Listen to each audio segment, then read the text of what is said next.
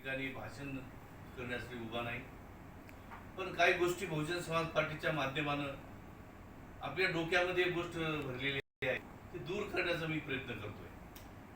एक गोष्ट अशी आहे की भारतामध्ये जेवढे काही पक्ष आहेत त्या पद्धतीने बहुजन समाज पार्टी एक पक्ष आहे आणि या पक्षाला देशाचा पंतप्रधान व्हायचं आहे. बहुजन समाज पार्टीला देशाचा पंतप्रधान व्हायचा आहे. तुम्हाला कोणाला पंतप्रधान करायचं नाही आहे म्हणून बहुजन समाज पार्टी युती करते. कारण डॉक्टर बाबासाहेब आंबेडकर, महात्मा ज्योतिबा फुले, छत्रपती शाहू महाराजांनी या बहुजन समाजाला न्याय देण्यासाठी त्यांनी एक लढा उभा केला होता. त्या लढाईचं नाव आहे ब्राह्मणवाद विरुद्ध बहुजन समाज. या ब्राह्मणवादी व्यवस्थेनं आमचं शोषण केलं. आम्हाला शोषणातून मुक्त करण्यासाठी म्हणून ज्या ज्या लोकांचं शोषण झालेलं आहे त्या लोकांना संघटित करण्याचं काम महात्मा फुले, शाहू महाराज, डॉक्टर बाबासाहेब आंबेडकरांनी केले. त्यांच्या काळामध्ये बाबासाहेब आंबेडकरांनी राऊंड टेबल कॉन्फरन्स मध्ये बाबासाहेबची मुवमेंट बघा. इंग्रज बाबासाहेबची मुवमेंट दोनच गोष्टीवर चालू होती. एक, आमचा समाज शिकला पाहिजे आणि दुसरं म्हणजे तो शासन करीत जमात बनला पाहिजे, त्याला मतदानाचा अधिकार मिळाला पाहिजे. आणि राऊंड टेबल कॉन्फरन्स मध्ये बाबासाहेब आंबेडकरांनी मताचा अधिकार आम्हाला मिळवून दिला. त्याच्या बऱ्याच घटना तुम्हाला माहित आहे. बाबासाहेब आंबेडकरांनी शेड्यूल कास्ट फेडरेशन काढलं. त्याच्या अगोदर त्यांनी स्वतंत्र मजूर पक्ष काढला. त्या माध्यमाने त्यानं निवडून काही माणसं आणली आणि बाबासाहेब आंबेडकरांचं शेड्यूल कास्ट फेडरेशन काढलं आणि त्याला यश प्राप्त झालेलं नाही. मग बाबासाहेब आंबेडकरांनी स्वतंत्र भारताची घटना लिहिली. त्या घटनेमध्ये बहुजन समाजाला न्याय देण्याचं काम डॉक्टर बाबासाहेब आंबेडकरांनी केलं आणि शेवटी बाबासाहेब आंबेडकरांनी रिपब्लिकन पार्टी ऑफ इंडियाची घटना लिहिली आणि त्या घटनेमध्ये प्रिॲम्बल्स मध्ये भाग 3 आणि 1 मध्ये बाबासाहेब आंबेडकर म्हणतात की रिपब्लिकन पार्टी हे शेड्यूल कास्ट फेडरेशन होता कामा नये. मग बाबासाहेब महापरिनिर्वाण झाले बाबासाहेबांचे. त्याच्यानंतर पार्टीची स्थापना झाली 1957 ला, 3 ऑक्टोबर 1957 ला. काही खासदार निवडून आले. तर म्हणजे होशियारपूरमध्ये त्या काळामध्ये आमचे भैयासाहेब आंबेडकर उभा टाकले होते. लाखाच्या वर त्यांना मतदान झालं होतं. आता त्यांच्या मुलाला 1000 मत मिळालेले. 1000. खरं म्हणजे हे शोकांतिकाच आहे.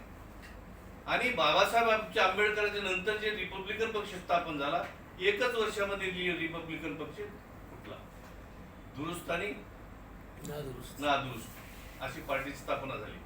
आणि त्याच्यानंतर 1960 ला या महाराष्ट्रामध्ये दलित साहित्य संमेलनाची स्थापना झाली आणि दलित साहित्य संमेलनाची स्थापना झाल्यानंतर 64 ला रिपब्लिकन पक्षाचे 4 तुकडे झाले आणि साहित्य संमेलन महाराष्ट्रामध्ये घडलं. आणि त्या साहित्य संमेलनामध्ये असा ठराव पास केला की आम्ही आमच्या बळावर निवडणूक लढू शकत नाही आणि बाबासाहेबचं नाव घेऊन तर आम्ही जिंकू शकत नाही, आम्ही होऊ शकत नाही, हा प्रश्न तिथे निर्माण झाला. त्याच्यानंतर दलित साहित्य संमेलन तसा झाला. रिपब्लिकन पक्षाच्या मध्ये सुद्धा ठराव पास झाला आणि म्हणून दादासाहेब गायकवाडचा फार मोठा सत्याग्रह झाला. आणि 1971 ला जेव्हा रिपब्लिकन पार्टी ऑफ इंडिया ही काँग्रेस सोबत अलायन्स केली आणि या काँग्रेसनी रिपब्लिकन पार्टी ऑफ इंडियाचं नेस्तनाबूत करण्याचं काम केलं. आणि त्यावेळेस मान्यवर कांशीरामजी पुण्यामध्ये होते आणि पुण्यामध्ये असताना मान्यवर कांशीरामजीला एक धक्का, खरं दुःख त्यांना वाटलं आणि हे धक्काही बसला आणि ठरवलं त्यांनी की बाबासाहेब आंबेडकरांचा बदला मी घेतल्याशिवाय मी घरी जाणार नाही. निर्णय घेतला त्यांनी. मग बामशिपची स्थापना केली, DS4 काढलं आणि बहुजन समाज पार्टी. मित्र हो, सांगायचा उद्देश असा आहे की आमच्या डोक्यामध्ये ही गोष्ट भरते आहे की जेव्हा मान्यवर कांशीरामजींनी बहुजन समाज पार्टी स्थापन केली त्यांनी घटना 2 निर्माण केल्या. एक घटना आहे की जी मनुवादी व्यवस्था आहे, त्या मनुवादी व्यवस्थेचे बळी ठरलेले लोक, त्या लोक या देशामध्ये 85% आहेत. त्यांची पार्टी भारतामध्ये नाही आहे. म्हणून मान्यवर कांशीरामजींनी बहुजन समाजासाठी बहुजन समाज पार्टी स्थापना केली. आणि कारण त्याचं आहे की सामाजिक लोकशाही आणि आर्थिक लोकशाही प्रस्थापित करण्यासाठी आम्हालाच ते काम करावं लागणार आहे, बाकी कुठला पक्ष काम करू शकत नाही, ही भूमिका घेऊन मान्यवर कांशीरामजी उभा टाकली. मित्र हो, सांगायचं तात्पर्य असं आहे की आम्ही म्हणतो की आम्ही अलायन्स केलं पाहिजे. तर अलायन्स केल्यानं पक्ष किती आम्हाला येते. मान्यवर इथं बाळासाहेब आंबेडकरांनी अलायन्स कडे गेले, तर अलायन्स करण्यासाठी त्यांना 4 जागे दे किंवा 6 जागे देतो. आणि पक्ष म्हणल्याच्या नंतर एक घटना घडते आहे की त्या पक्षाचं रजिस्ट्रेशन झालं पाहिजे, उद्देश आहे तो. आणि रजिस्ट्रेशन झाल्याच्या नंतर त्याला मान्यता प्राप्त पक्ष झाला पाहिजे. मान्यवर कांशीरामजींनी या भानगडीत पडले नाही. पहिल्यांदा त्यांनी उत्तर प्रदेशमध्ये निवडणुका लढवल्या आणि बहुजन समाज पार्टीला 2.4% मतदान झालं आणि तेव्हा 165 लोक काँग्रेसचे पडले. आणि यांची टिंगल करायला लागल्या अगोदर, कौन तो एक चमारा या बोले पार्टी स्थापन किया है बहुजन, और वो तो पार्टी तो चुनाव लढती है लेकिन हार जाती है. आणि जेव्हा 2.4% मतदान झालं आणि त्यावेळेस काँग्रेस 165 लोक पडले, तेव्हा याची दखल घ्यायला सुरुवात केली. म्हणून सांगायचं तात्पर्य आहे की तुमची पक्ष, मी पहिल्यांदा सांगितले, तुम्हाला या देशाचं पंतप्रधान बनायचं आहे. पंडित जवाहरलाल नेहरूला आम्हाला बनवायचं होतं त्या काळात बाबासाहेब आंबेडकरांना, म्हणून त्यांनी स्वतः आपली पक्ष स्थापन केले. आजही आम्हाला याला राहुल गांधीला पंतप्रधान बनवायचं नाही आणि मान्यवर बहीणजीला पंतप्रधान बनवायचं आहे. यासाठी आपल्याला काम करायचं आहे. आम्ही खरं म्हणजे यांनी सांगितलं, उल्लेख केला की 1995ला त्याच्या अगोदर आम्ही याच्यामध्ये बिदरमध्ये काम केलं.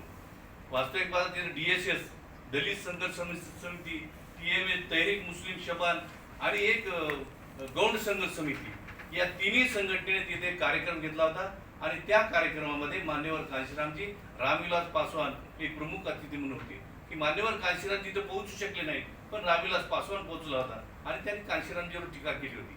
आणि कांशीरामजीला ही गोष्ट कळाली की ही लोक बहुजन समाज पार्टीला मानणारे लोक आहेत.